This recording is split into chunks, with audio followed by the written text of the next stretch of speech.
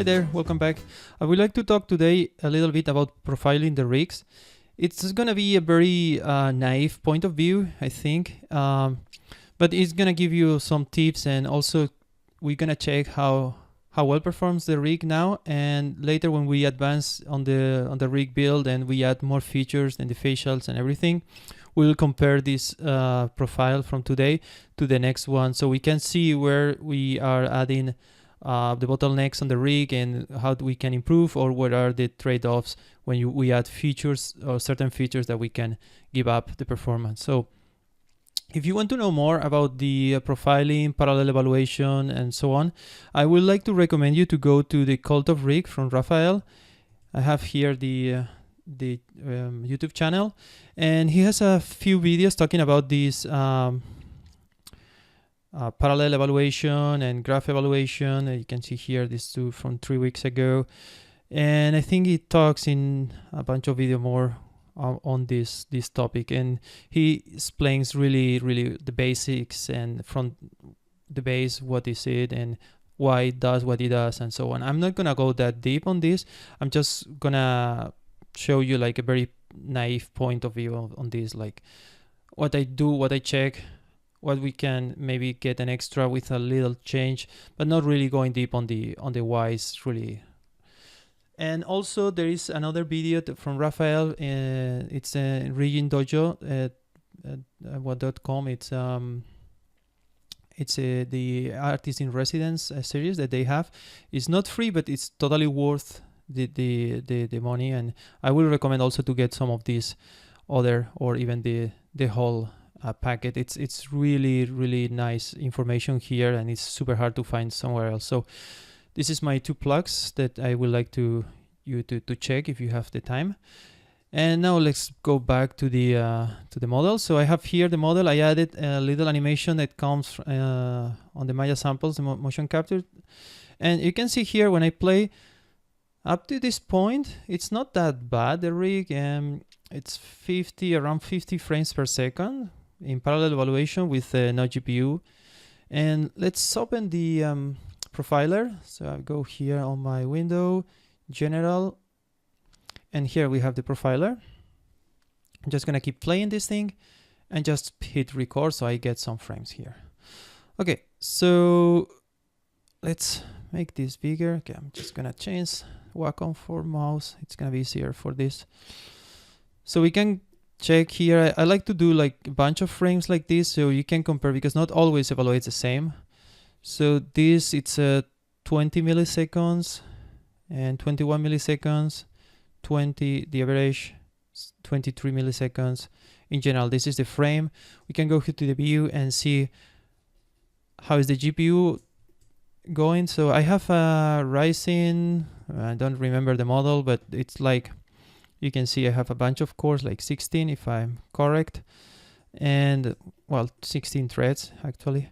And you can see here the GPU, that you can see that there's a lot of gaps there.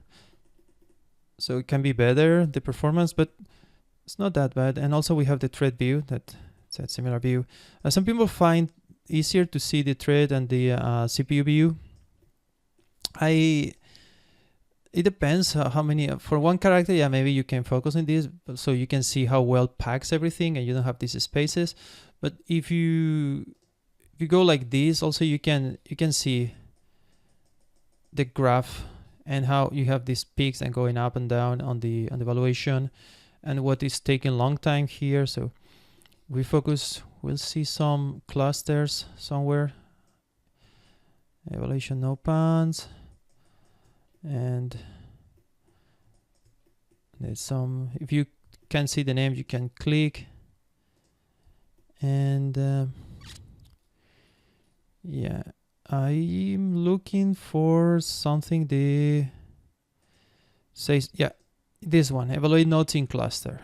That is the one I was looking for. So these ones are quite long. Look at this one, that's quite long. This is microseconds. So it's 23,000 microseconds. That's, and this one also. So if you compare to other sites, it's quite long. I mean, it's not the longest one, but it's quite long. And we have a bunch of these, and you can see this roller coaster going up and down. So it's not like super nice. We want more pack. I mean, obviously we cannot pack everything because it's gonna be super difficult, but at least to get it more compressed. So just for this, I'm just gonna go here and save the recordings. So I can go to my rig and say this is like profile 01, and I'm just gonna put here the date today, so it's 2018 4 and we're 18. Just gonna save it like that, so with the date, the number, because we're gonna do 2 or 3 today, so and this. So I'm just gonna save it on just gonna create folder for this and save it. Okay, so I have this store I can recover later, so we can check and compare a little bit. But yeah, just bear like or just remember that this is around 20 milliseconds each one. We didn't use the GPU override. We will check later. Okay, so that's cool. So okay, and now is when I explain what we can do, and probably, yeah, I don't know if it's gonna be super accurate, but unless it's gonna give you a glance. And again, if you want a better explanation more on the base, just go for the Cult of Rig videos. It's much better for this part. But yeah, basically, so you think on your rig, you have a hierarchy here. The hierarchy is a bunch of controllers and nodes and solvers and blah blah, and evaluate. So what it starts evaluating, it starts from the base and evaluates the childs and so on. So here, just note that I don't have animation on my roots, but yeah, I do have here. So basically, what it does, it has. Oh, this is very dark. So I have my root node, and then I have, like, let's say the two legs. So it goes like this. So here starts to evaluate in parallel, and then let's say I have here something else. So something like that, and so on. So this will the evaluation. So as fast as you can spread and make flatter your hierarchy, instead of going like this and this and this and this, like representing this, it's gonna evaluate faster, or the way, not the hierarchy only, but the evaluation graph, how you connect these things. And again, this is something I want to keep simple, but yeah, it's not that simple. So the first thing you can do and is just keep everything as flat as possible. And I'm gonna put you here a clear example that is gonna be very simple. So here on my, if I go here, oops, no, this one, the transparent, I have all my UI host here that are attached to the elements that they drive. So this is the UI host for the arm, and this is the UI host for the leg. Well, actually, this is the spine. Sorry, the spine. And this is the head and so on. So the thing is, in order to evaluate the attributes that I have here animated, it needs to do something. It needs to first evaluate the graph, go like crawling this hierarchy of connections and the parental hierarchy, and check these values here. But these values, even they are not directly affected by the movement of the arm, but because it's attached to the arm itself on the hierarchy, it needs to evaluate this hierarchy first, then check these values, then say, oh, it's FK, so I'm gonna change the hierarchy to FK. So it's a kind of a cycle where it's not really any problem, it's benign, but because it needs to check that it's benign, it's also cycle in terms of evaluation. Maybe it's not the accurate like word to say it, but yeah, it's kind of a cycle. So if we can evaluate these elements before the arm, it will be faster because it is not a cycle anymore. It evaluates the FKIK first and then evaluate the arm and so on. So it's a more linear approach. So again, just I'm gonna play this. It's 50, around 50, depend of the recording, I guess. Also, it's taking some frames there. And not so bad. So now what I want to do is I'm gonna select all my my elements that represents the UI. So, and I'm gonna do it in a way. I'm gonna do one by one because I don't want to.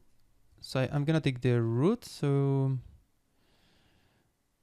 okay. So I'm just let me select here everything that is being called UI, whatever. Root. Yeah, it's gonna be parent to this. So basically now, if you see my UI elements are parented directly to the root of the world space thing. Even you can parent it on the root of the rig, but probably you want to keep it somewhere that unless when you drag for layout and everything, this don't go away so easily.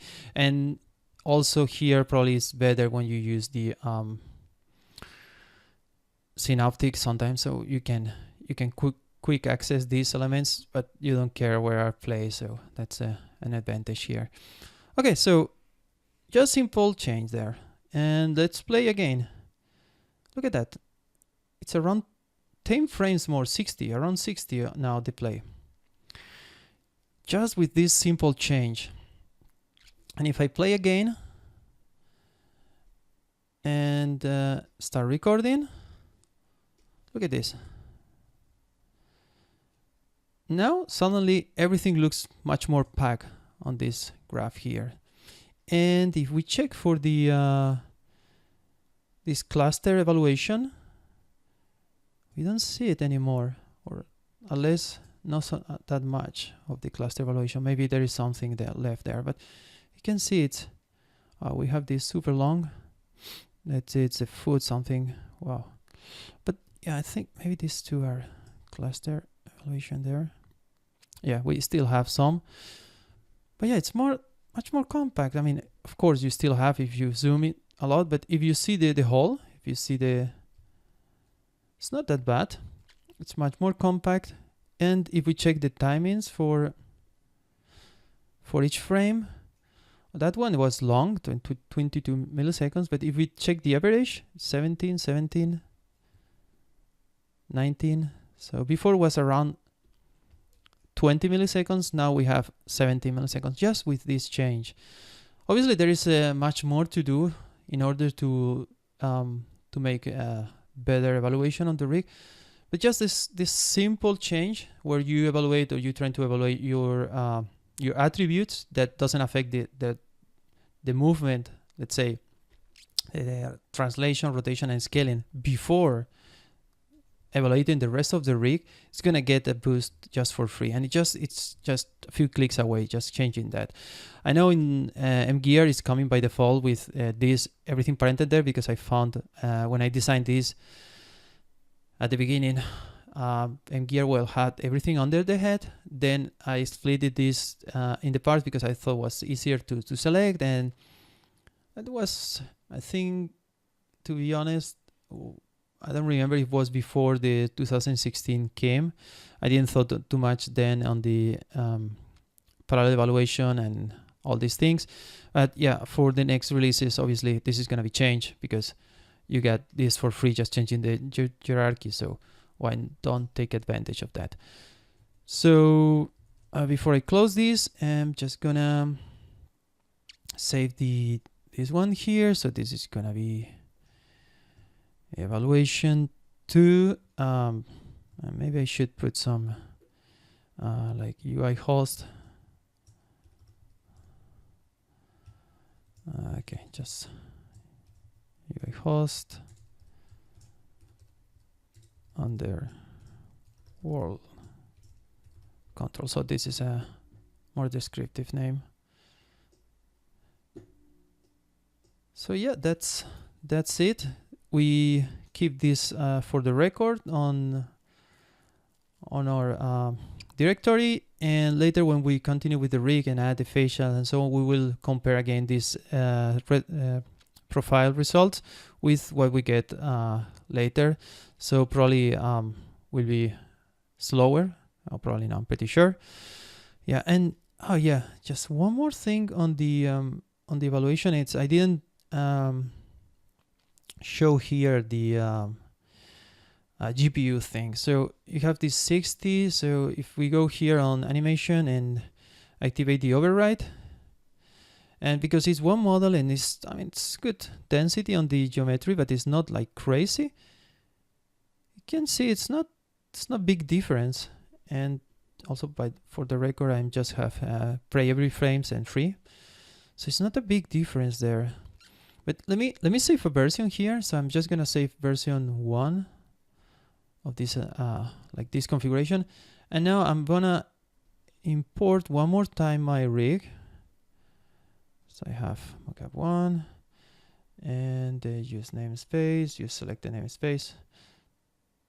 So we import one more time. So because I don't have keyframes here, I can just go there, and I'm gonna do it the third time. So the purpose of this experiment is that now, because I have 3 rigs, do you remember?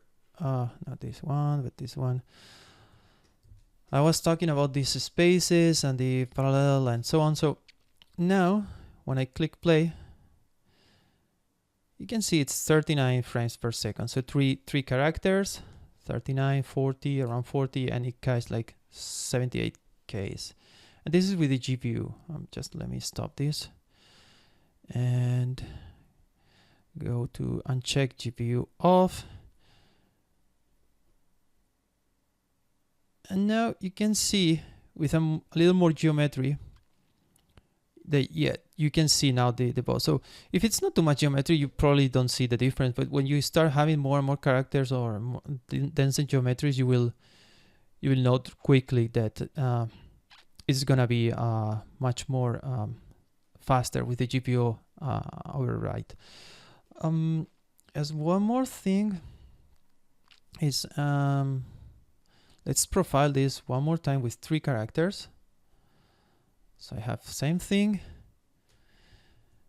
and you can see now, because this is showing you the full graph, now it looks much more compact. It does a really good work trying to fill all these gaps between the, and if we check on the CPU, you can see still some spaces, but it's much more compact again. So you can see this, for instance, some of the CPUs, the threads are really packed there, and the thread view, same thing. You can see it's much more packed. So sometimes you think, okay, I need to optimize more and more and more the character because I want everything super packed. You go crazy trying to skim there and there, removing elements. At the end of the day, if you have a production or a project where you need to have more than one character, and there is where really shines the parallel evaluation and GPU override when you have many characters on the scene.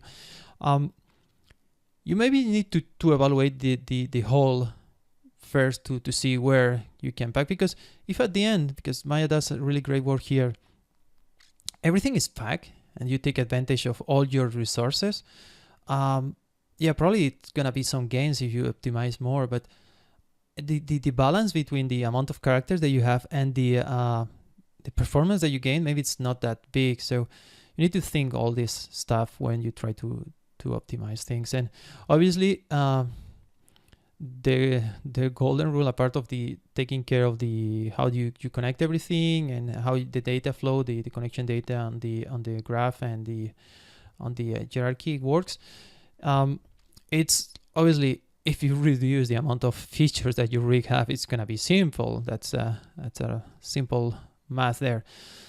But yeah, you can see like 3 characters, and remember we have corrective lane shapes running here, some gimmick joints, so on. So it's not like super simple rig, but still like performing quite well. We don't have facial. That's probably it's gonna be the most taxing part on the rig, because we will do like some layered stuff, then it's prohibited for parallel evaluation, but we'll do it anyway because it gives great flexibility. Okay, so now I think that's all for this video. We will come back on this topic at least one or two times more during this workshop. So I hope I didn't forget anything, but if I did, yeah, please add it on the comments and I will try to tackle on the next video. Okay, thank you for listening and see you in the next video. Bye bye.